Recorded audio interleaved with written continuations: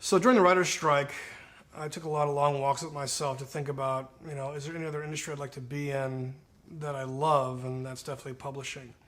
But as you know, when you deal with Anthony Zuiker, he doesn't really do things, the traditional way. So I thought, because I have such a love affair and infatuation with technology, wouldn't it be great if I could publish a crime thriller that incorporates a motion picture inside the book and offers a social community all wrapped into one experience on the internet?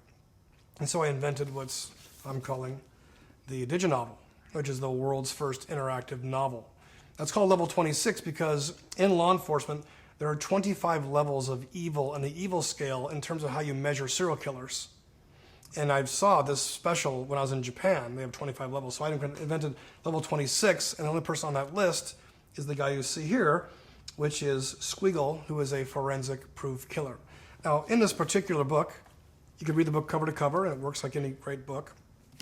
Or, for every 25 pages that you read, you have the option to log into a website, level26.com, enter a code, and it unlocks a piece of motion picture footage which will bridge you from one chapter to another. And I have about 20 of those inside the book. So it's kind of like getting a movie inside the book. It's a love scene or a horror scene. Sometimes you call the killer calls your phone back. And when it's all said and done, you can go to level26.com and have a profile page, talk to other people who like the book, the mythology, get direct access to Anthony Zuiker. And that was a concept that got into a huge bidding war in New York City. Dutton Publishing finally stepped up to the plate and bought the concept of 3 books. And now we've launched the Dark series. And it's become a worldwide bestseller. And now for the second rendition of this, which comes out in October 14th, is Dark Prophecy, which is book 2. Which basically is about my hero, Steve Dark, who works in special circs or special circumstances, who's trying to catch a tarot card killer who's leaving tarot cards around crime scenes. And this particular book of Dark Prophecy, this is where we have a 1-hour movie from A to Z in the book. So instead of doing 20 out of context scenes, we have a 1-hour full motion picture that comes with the book for one price point. And it's become really successful and really different, but it gives people an option, especially with the iPad that's come out, either A, read the book cover to cover, B, read the book, stop, watch the movie, then go back to the book, or C, read the book, watch the movie, collect evidence, press different words on the book that make boxes come out with more information, turn the page, a gunshot goes off, it breaks the screen, things catch on fire. Just a lot of interactivity in the iPad. And the digi-novel essentially is for the tablet.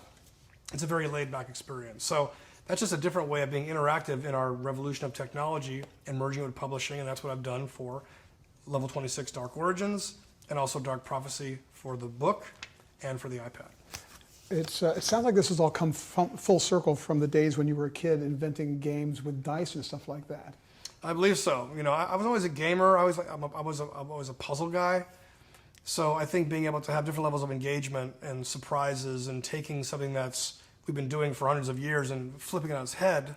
Is there a difference between James Patterson taking 1.5 chapters as in terms of pace than Anthony Zuiker, doing a full-length motion picture inside of his own book? What would have happened if I did that for Twilight or Harry Potter? The possibilities are endless. It can really break things open. So we wanted to stick in the bathwater of what I do best, which is tell crime stories, and be able to give me an opportunity to direct and tell visual stories and provide something new to the marketplace. That's what we've done with our digi-novels. Obviously, you're an innovator. Do you see this as the future of publishing? Well, I think that books will always be around.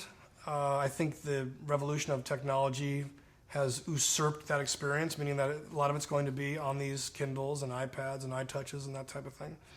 But I believe that people who want to consume publishing and consume content must have levels of interactivity.